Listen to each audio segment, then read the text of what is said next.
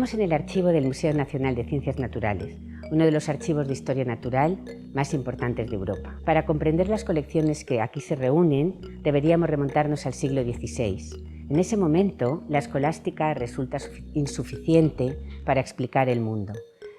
La observación y la razón se imponen, y poco a poco, a través de Galileo, de Copérnico, surgirá el método científico, y con él un interés creciente en la historia natural. Los conjuntos iconográficos que podemos observar en el museo arrancan del siglo XVII y el dibujo científico y el grabado nos dan una idea de cómo ha evolucionado la técnica del dibujo para ordenar y comprender la historia natural.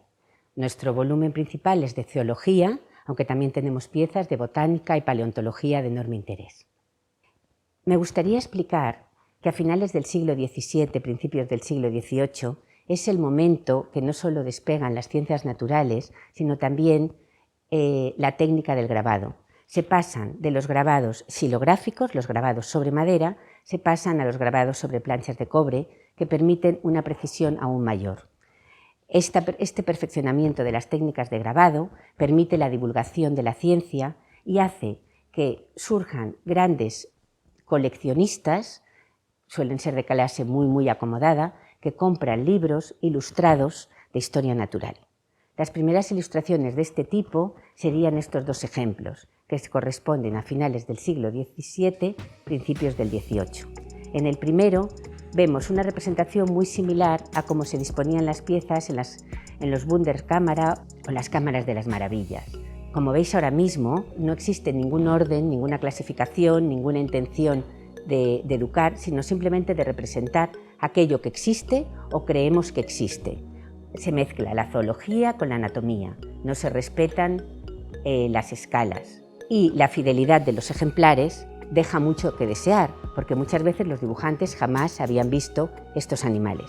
Aquí tenemos otro grabado contemporáneo a este, pero la presentación de los especímenes ya tiene un sentido.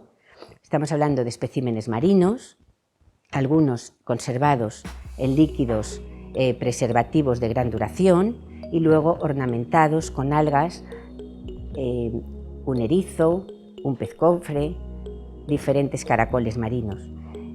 Estos montajes fueron muy apreciados en la época. Tenemos que comprender que entonces apenas uno salía más allá de 40 kilómetros de su población y las posibilidades de conocer todos estos ejemplares eran prácticamente inexistentes.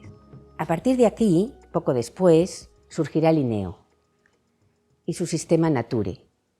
Y entonces todo vuelve a cambiar. Estamos inmersos en la ilustración, estamos inmersos en un interés por comprender lo que ocurre a nuestro alrededor y eso incluye naturalmente la biología. He escogido a continuación unas láminas de un médico y naturalista holandés llamado Van Berkel. Él fue la primera persona que intentó tener una representación de todas las especies animales, botánicas y minerales que existían en el mundo, que se conocían entonces obviamente, y ordenar esas especies siguiendo el sistema binomial de Linneo. Estos son tres dibujos al natural. Van Berkel tenía insectarios y tenía una escuela de dibujo. Estamos en un momento donde no solo el grabado es importantísimo, sino que la importancia del dibujo lo es también. Aún no ha aparecido la fotografía.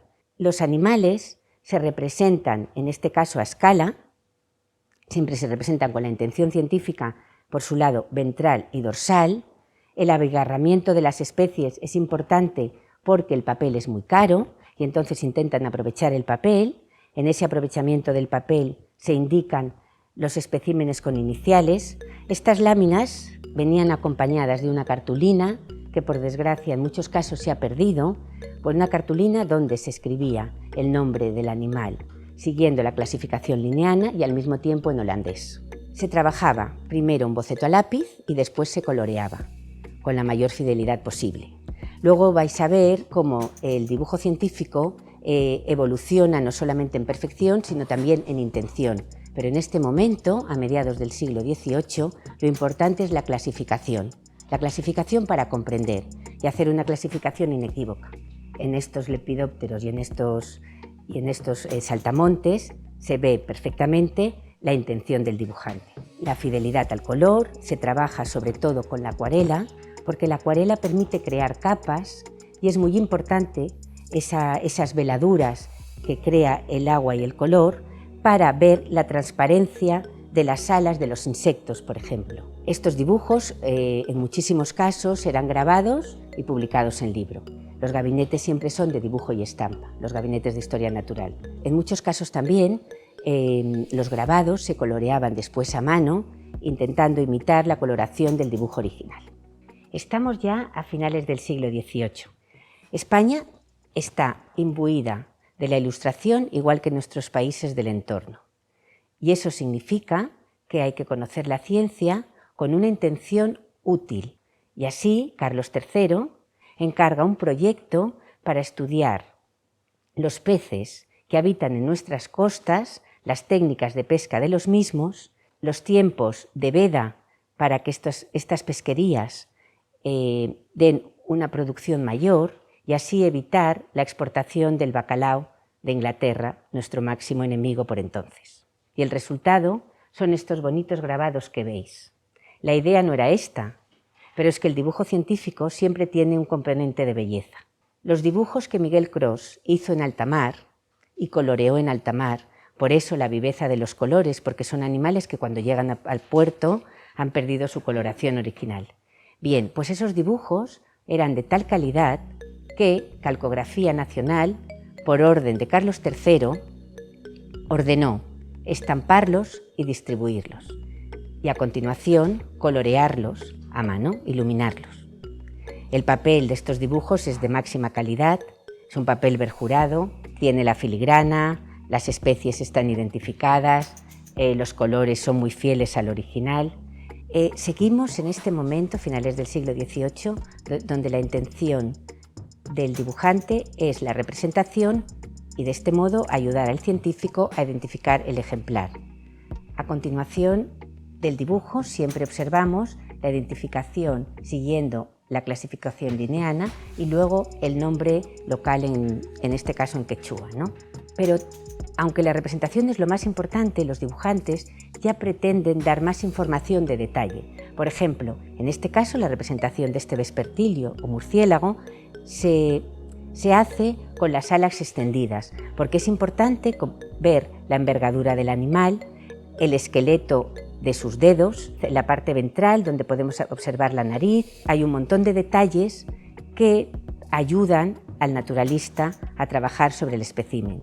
Yo otra reivindicación que siempre hago sobre el dibujante científico es que es un artista, pero es al mismo tiempo una persona que sacrifica cualquier concesión a la creatividad para representar fielmente lo que ve.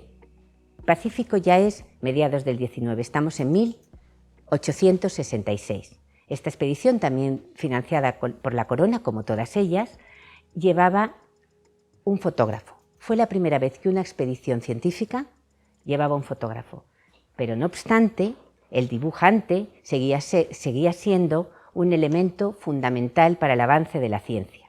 Como veis, hemos visto este murciélago dibujado a finales del siglo XVIII, ya con detalle y en una posición muy deliberada para dar información, pero es que en este caso el dibujo de otro ejemplar y de otro lugar aporta datos muchísimo más específicos sobre el animal. Acompaña la fisonomía del animal con detalles osteológicos y con detalles dentarios. Y lo mismo ocurre aquí. Aquí, por el aprovechamiento del papel y por el tiempo de trabajo, representan lo esencial de los animales que ven, aquí a cuerpo completo. Pero el segundo ejemplar lo representan solo la cabeza, que es lo más destacado y lo que más distingue a esta especie de esta, aunque el resto tiene similitudes. Y entonces los dibujantes, como carecen de tiempo, de papel, de medios, pensemos que estos animales normalmente se hacían anotaciones, bocetos al natural y luego en los camarotes de los barcos, en unas condiciones bastante incómodas e insalubres, hacían el resto del trabajo. Y aún así, la belleza y el detalle de los ejemplares es magnífico. Mis compañeras van a presentaros cómo ha evolucionado el dibujo a lo largo del siglo XX.